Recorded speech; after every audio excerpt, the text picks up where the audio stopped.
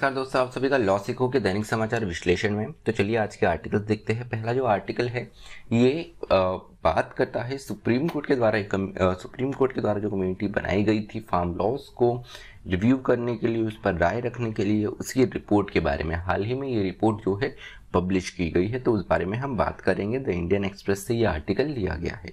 उसके बाद में न्यूज़ अपडेट और लीगल न्यूज़ है, जो कि लॉ सीखो के अपने इनिशिएटिव है।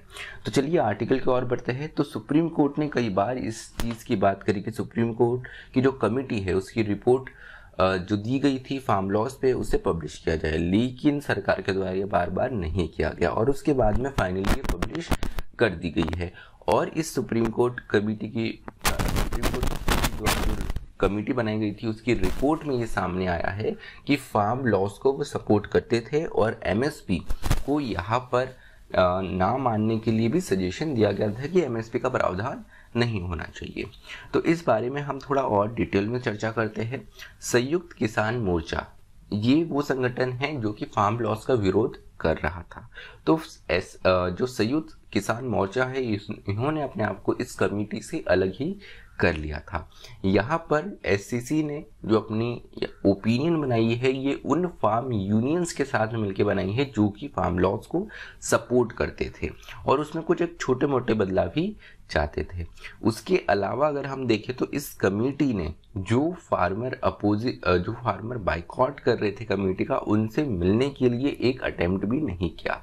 वही अगर हम सीए के मामले में देखें तो कंटिन्यूअसली जो कमेटी बनाई गई थी वो शाहीन बाग में जाके जो विरोध कर रहे हैं सीए का, उनसे जाकर कम से कम मीटिंग तो वो लोग कर रहे थे, लेकिन ऐसा देखने को यहाँ पर नहीं मिला। एक और दिलचस्प बात ये कि एपीएमसी सिस्टम जो सबसे बेहतर एपीएमसी और एमएसपी सिस्टम है ये पंजाब में देखने को मिलता है, लेकिन यहाँ पर ये जो कमेटी थी इन्होंने एपीएमसी सिस्टम जो पंजाब है वहाँ से जो लोग हैं उनको अपने आप से अलग थलग कर दिया। उनके अलावा 10 राज्यों से यहाँ पर उन्होंने चर्चा करी थी।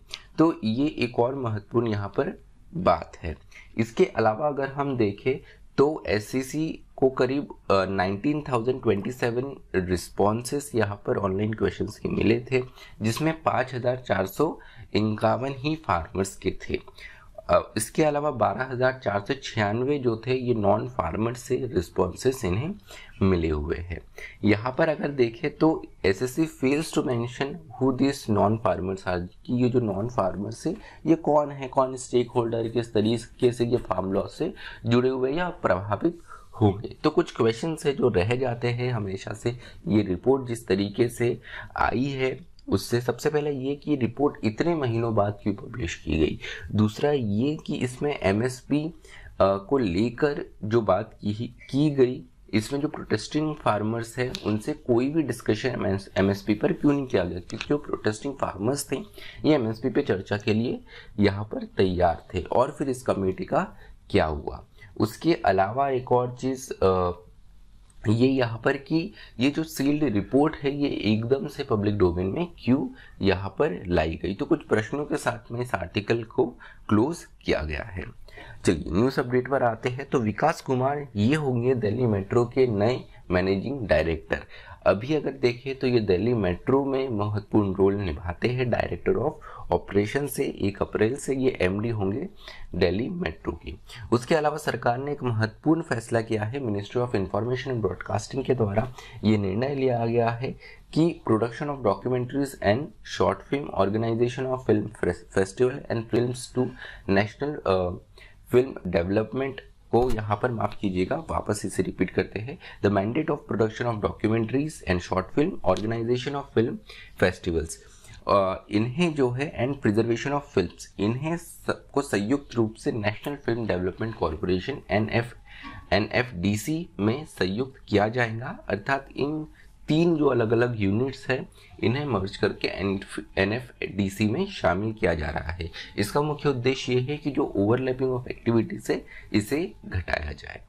अगली खबर है राहुल मनकाट के बारे में। राहुल मनकाट ये विनु मनकाट के पुत्र है। इनका एक लंबे बीमारी के बाद में 66 वर्ष की आयु में इनका निधन हो गया। इन्होंने 47 फर्स्ट क्लास मैचेस खेले हैं मुंबई की तरफ से 1972 से 1985 के बीच में और करीब 2111 रन स्कोर किए हैं और वही इसमें 5 सेंचुरी और 12 अर्धशतक शामिल है। उसके अलावा 7 विकेट भी इनके नाम है। रणजी ट्रॉफी में इन्होंने मुंबई के लिए काफ़ी अच्छे प्रदर्शन करे हैं। इसके अलावा 10 लिस्ट ए मैचेस भी इन्होंने खेले हुए हैं। अगली खबर है बीमस्टेक समिट के बारे में। BIMSTEC summit in 7 national regional grouping का है। इसमें महत्वपूर्ण फैसला जो लिया गया इस बार ये ट्रांसपोर्ट कनेक्टिविटी को लेकर है। इस मीटिंग में भारत के द्वारा प्रधानमंत्री शामिल हुए थे ऑनलाइन वर्चुअल मोड से, क्योंकि एक वर्चुअल समिट थी। अगली खबर है जल शक्ति अभियान के बारे में। जल शक्ति अभियान catch the rain, water harvesting को रिलेटेड ये अभियान है। तो 2022 के इसके कैंपेन की शुरुआत प्रेसिडेंट ने कर दी है। वही नेशनल अवार्ड्स की भी घोषणा साथ में की गई। तो इसमें राजस्थान और तमिलनाडु ये है जो है वो 2nd और 3rd प्लेस पे रहे। वही मुजफ्फरनगर जो है उत्तर प्रदेश का, इसने टॉप किया बेस्ट डिस्ट्रिक्ट कैटेगरी में नॉर्थ जोन में। वही साउथ जोन की बात करें तो यहाँ पर तिरुवनंतपुरम को ये अवार्ड मिला है साउथ जोन के लिए। लीगल न्यूज़ पर आते हैं तो लीगल न्यूज़ में एक महत्वपूर्ण फैसला सुप्रीम कोर्ट ने दिया है Swarnalata and others versus Kalavati and others के केस में। 2022 का ये केस है, कल ही के दिन ये आया है।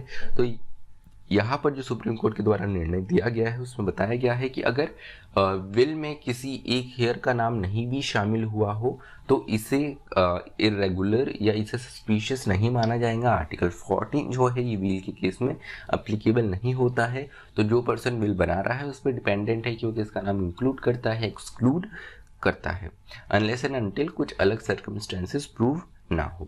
उसके अलावा एक और महत्वपूर्ण फैसला ये दिया गया है कि अगर कोई भी ऑर्डर दिया जाता है तो इसमें प्रिंसिपल ऑफ नेचुरल जस्टिस का पालन होना चाहिए और यहाँ पर रीजन जो है वो ऑर्डर के देने ज़रूरी है।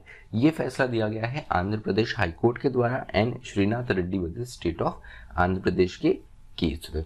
तो चलिए आज का जो हमारा विश्लेषण है वो यही समाप्त होता है। मुझे सुनने के लिए आप सभी का धन्यवाद। Thank you. Stay tuned to Law सीखो।